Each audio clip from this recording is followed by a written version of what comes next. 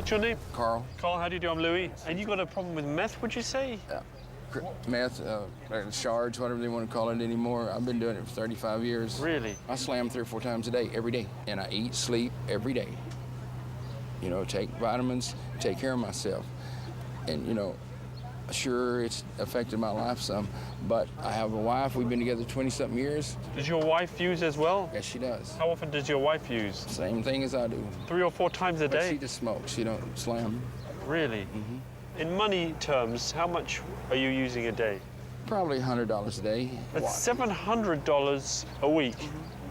It's about 400 pounds a week or more. I used That's a to, lot. you know, yeah, I went through it When did you last shoot up? about an hour ago.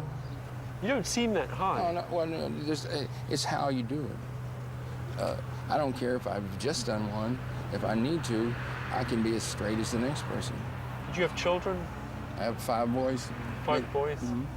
But they're not with us. They live with her brother.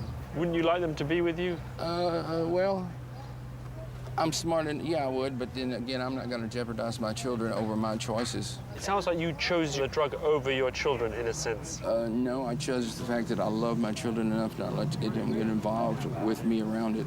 Have you ever thought of going into West Care? You know, they have these inpatient facilities. The thing about rehab stuff will not do anybody any good that's not already ready to quit. And if you're already ready to quit, you don't need any rehab, okay? They can't help.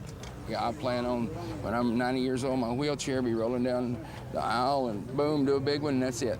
Blow my heart out. That'd be all over with. As long as it's in my wife's arms, you know, that's the only, I just want to die in her arms. Other than that, I don't care.